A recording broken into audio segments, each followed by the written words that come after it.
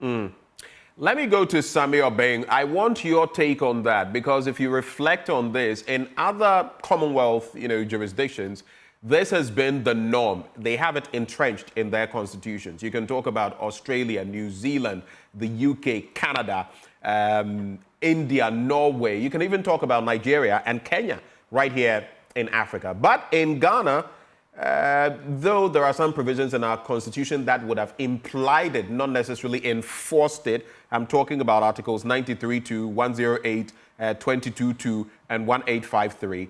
Then you have the obstacle that was posed by Article 108A of the Constitution in terms of enacting private members' bills. For 4 years, we've had this on our table. Has it served its purpose from where you sit, Samuel Beng? Well, Ben, thank you. You are right. Yesterday was exactly 4 years since Parliament passed the resolution to start admitting private members' bills, 16th July 2020.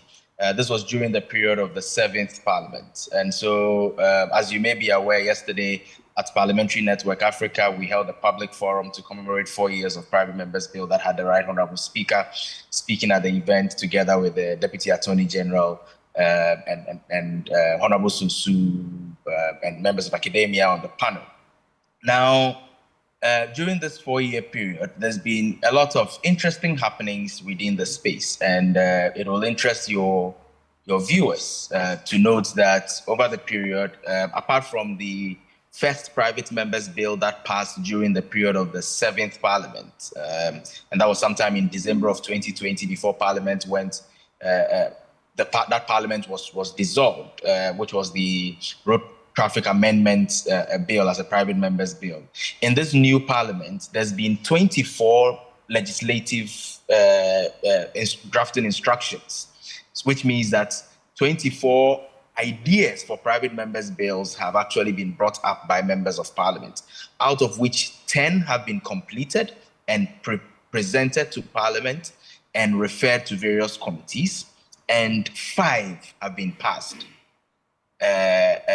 These 5 do not have, all of them have not been accented to by the president, and we know the backstory to that. But we've had some that have already been accented to by the president. The private members' bill that is decriminalizing attempted suicide has been accented to by the president. The private members' bill, there were 2 private members' bills on abolition of death penalty. One has been accented to by the president, the other has not. Of course, these 2 are very related. So to have the president sign one and say, I'm not signing the other, because of X and Y reasons, was also a very interesting angle. The witchcraft one has not been signed to by the president. The other one on abolition of death penalty, criminal offences amendment, the Armed Forces Amendment Bill has not been signed by the president. And then, of course, the Proper Human Sexual Rights and Family Value as bill. So these are the statistics when it comes to private members' bill.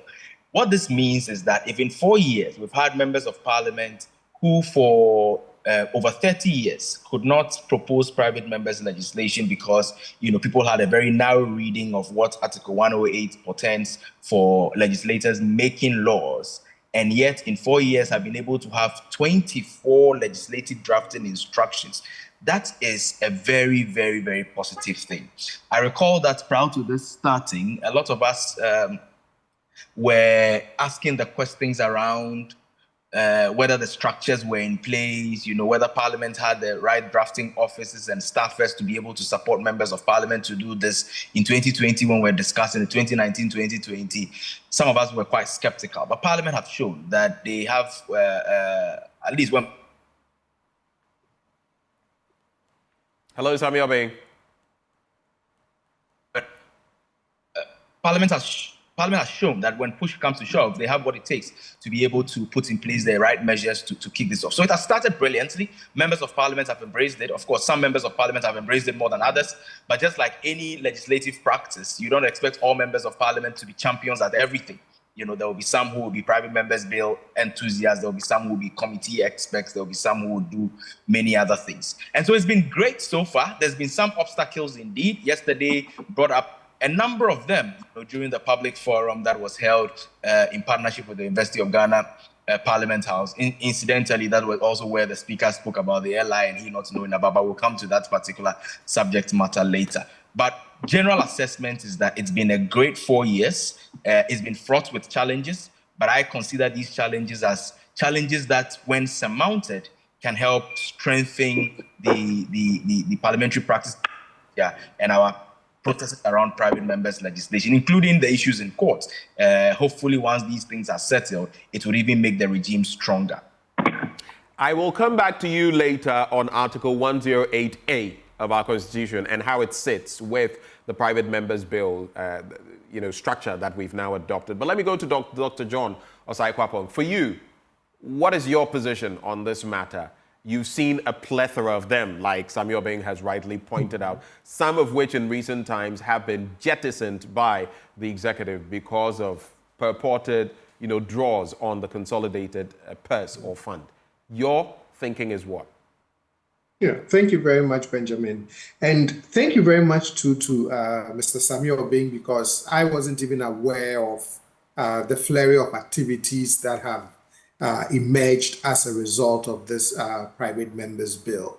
I think I was aware of maybe just a couple of them, especially the proper human sexual rights, etc. legislation, because that gained quite a lot of media attention and a lot of engagement in our public spaces. So it's quite informative to know that there's been at least about 24 that ideas that have come up as a result of this, some of which has made its way to various committees, some of which has made its way to Parliament, some which has been passed but accented to, yet to be accented to, etc.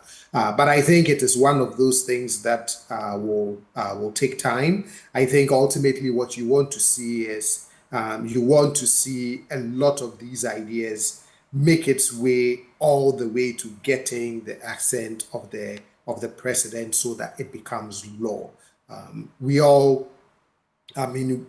That is the primary duty of our legislators, right? To help make law.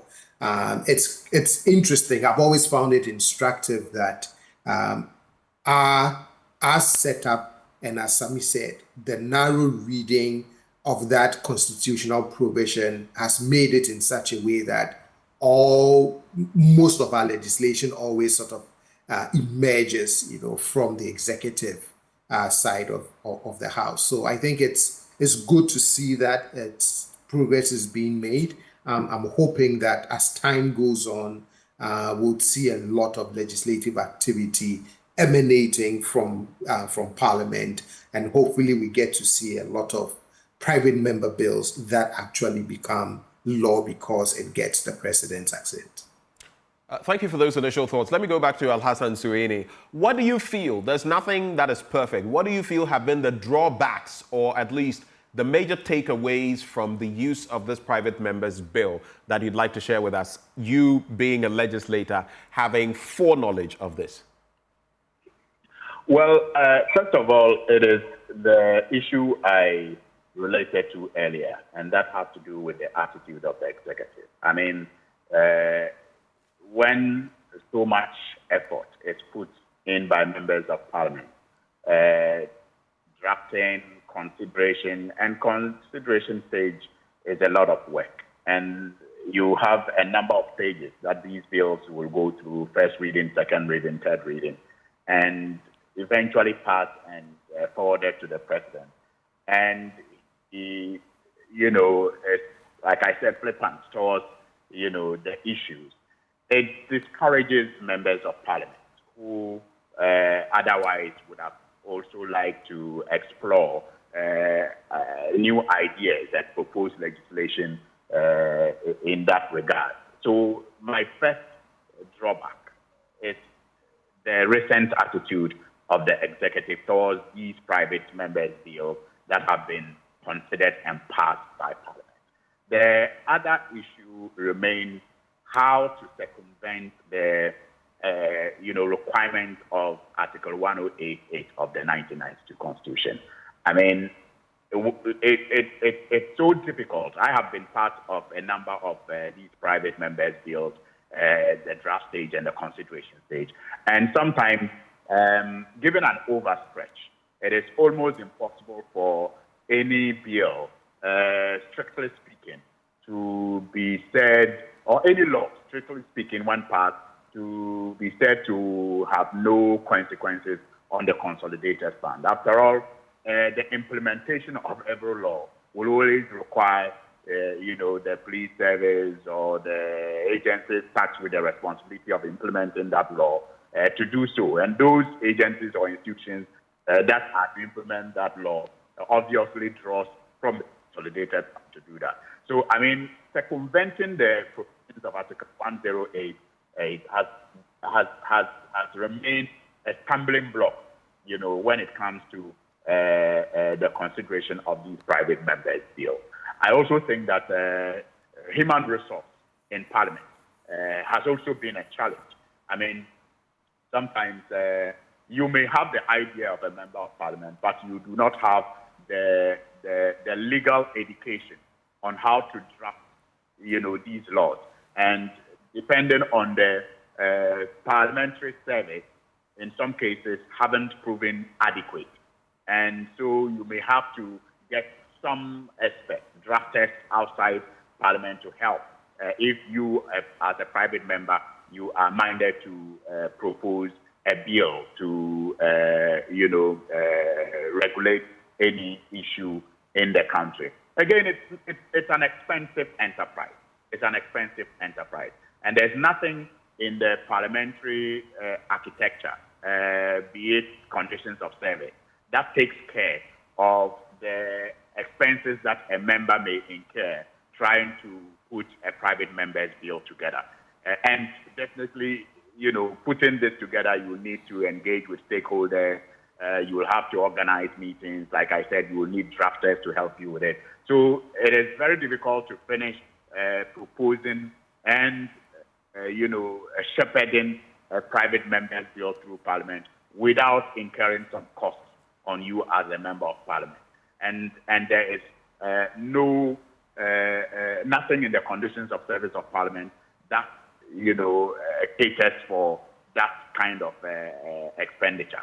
And so these are some of the things on the top of my head that I can say serve as drawbacks or roadblocks as far as the opportunity to propose and pass private members' bill is concerned. But generally speaking, I want to reiterate the point I made, and I think that the statistics provided by Sammy Obeng actually confirms the point that this has been very well received and promoted by members of Parliament, and it will become better if we get some if you like commiserate response and attitude from the executive towards the idea of private members' bill. Okay. Let me just situate the conversation from here. Since we've been talking about the private members' bill, I want us to take them apart one by one, compartmentalize them. 108A of our Constitution says, Parliament shall not, unless the bill is introduced or the motion is introduced by or on behalf of the President, A, proceed upon a bill including an amendment to a bill that, in the opinion of the person presiding, makes provision for any of the following. And I'll just quickly walk through them. 1, the imposition of taxation or the alteration of taxation otherwise than by reduction. Or 2, the imposition of a charge on the consolidated fund which has been used, or other public funds of Ghana on the alteration of any such charge otherwise than by reduction. Or 3, the payment, issue, or withdrawal from the consolidated fund or other public funds of Ghana of any money not charged on the consolidated fund or any increase in the amount of that payment, issue, or withdrawal. Or 4, the composition or remission of any debt due to the government of Ghana. And then it gets into B. Al-Hassan, I'll start with you briefly this time. You see where the problem has emerged with the presidency, the executive, on some of the latest private members' bills. What do you feel would be the cure for this? You started getting into that, but I want from your end, what do you think will be a clear cure for this per the Constitution? I think it has to do with a matter that I have always raised: the attitude and the character of the people that we put in office. Because clearly, it is matter, or how do they say it? Substance over form. It is in the end, if you want to overstretch it, if you want to overstretch the provisions of Article 1088, as an executive, as the leader of the executive, you will have an argument against any private member's bill that is, passed into law, and based on that, decide not to attend to it. But if you are minded and you have the character to overlook, whatever imaginary or, if like stretch cost that the implementation of that law will have on the consolidated fund, you will be more susceptible to assenting to that law. So I think that it has to do with the character and the attitude of the people we put in authority. And it is a point I have made when it comes to calls on the need to revise our Constitution. I agree that after using the Constitution for so many years, there are justifiable calls for us to revise the Constitution. Is this one of the things that ought to be revised in our Constitution, Article 108A? Yes, yes. Perhaps if we undertake that revision, we can look at how we can limit the discretion that is available to an executive president in terms of how a private member's bill can be interpreted to either be against or in line with the provisions of Article 1088. Maybe a revision of the Constitution can help us properly, refine Article 1088 in such a way that it can contain this new idea of allowing members of parliament to come up with, to propose legislation and to get parliament to pass them into laws. And maybe it can also impose a certain strict responsibility on the executive to assent to these bills, despite whatever reservations, personal or not, that they may have against the bills that come out. So it is, as things stand now, in my view, the attitude and character of the leadership, that, or the people who lead the executive, that can encourage members of parliament to continue to take advantage of this new idea to propose new legislation. But moving forward, perhaps the way to cure it will be during constitutional review. We look at how we can situate Article 1088 within the context of our desire to get more members of parliament to propose legislation. In light of that, and I'm posing that same question to the rest of you, 108A, which I have read, how does that situate the private members' bill in terms of legality, in terms of our 1992 Constitution? And do you feel 108A, Article 108A, ought to be revised to reflect the times? Samuel Bey. Well, it is important to note that we have come quite far when it comes to some of these issues. It's important to note that we have come quite far when it comes to some of these issues. Remember that we had gone through an era where the interpretation of some of these constitutional provisions was that to the extent that Parliament will sit and have electricity on and papers will be written on and parliamentarians will go into committees and what have you, it would be a cost on the public purse, and for which reason, people stretched the constitutional provisions to mean that no private member's bill at all could come up. To that level where 4 years ago, Parliament passed the resolution, and we agree 100% at Parliamentary Network Africa with Parliament on that particular position. As you may be aware, at Parliamentary Network Africa, one of the major initiatives we run is to have a private members' bills desk that tracks, matters relating to private members' bills and also works with civil society organizations and other stakeholders on how we can use this route, to ensure that the gaps within our legislation, we can work with members of parliament to get things going. Now, so we have come far, right, to where we are now. We also know that there are many provisions in our constitution as a country, which, but for issues being taken up in courts, the courts ruling on it and providing clarity, especially at the apex court of the land, there was so much ambiguity around some of the issues, at least from our layman's perspectives.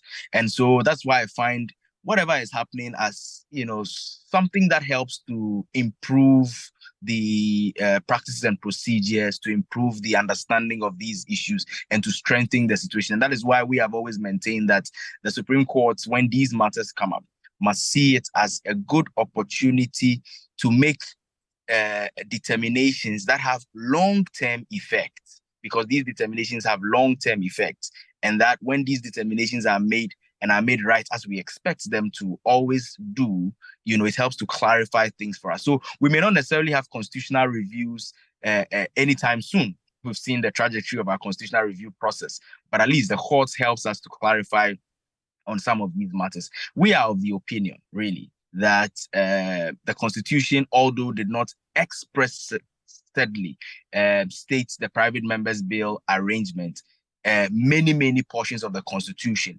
actually makes room for members of parliament to pass bills through private members' legislation. The Constitution is very clear that the lawmaking powers, of the country rests with the Parliament of Ghana.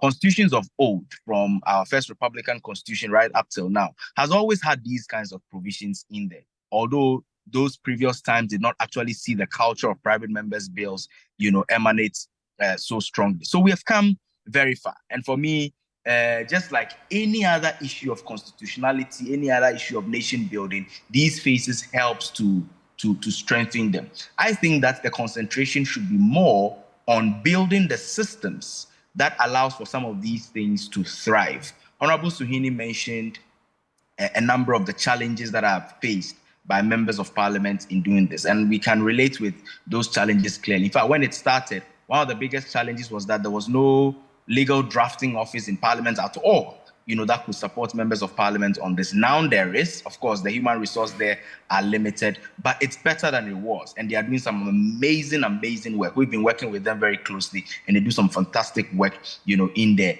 But of course, they are also challenged. They would have wished that members of parliament also had support systems by way of research that could help ensure that the kind of legislative ideas that they bring are fine-tuned a bit, so that the workload on the legislative drafting office will be relatively limited. But that is not so, because of human resource issues.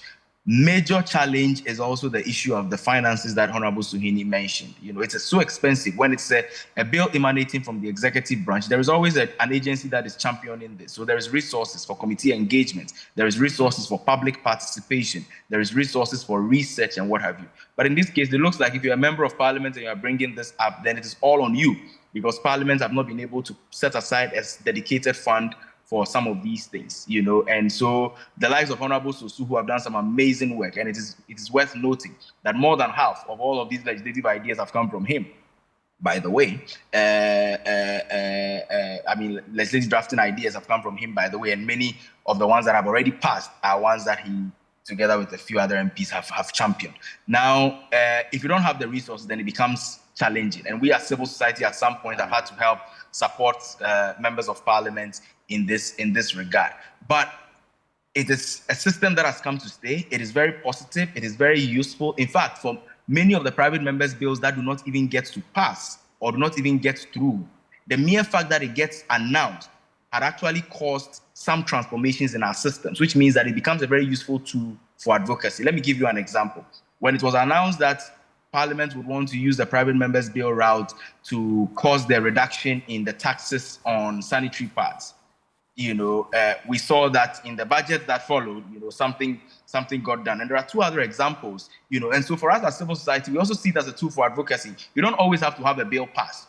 If you can have a legislative idea that when pushed through the system can cause the changes that you're actually looking forward to, why not? If, for example, the idea to have a private members bill that would stop government officials from buying state assets leads to government making a determination conclusively that we are not going to actually have this sold to anybody, who is actually a member of government. That would be a win. Of course, if you back it with legislation, it even makes it relatively better. So for me, I really don't think that we should be majoring too much on the constitutional issues, especially when the courts are seized with it at the moment. I think a lot of these determinations will be made, but we should build the foundations, the building blocks, and there should not be any attitude that seeks to suggest that we do not want the private members' bill regime to flourish or to progress.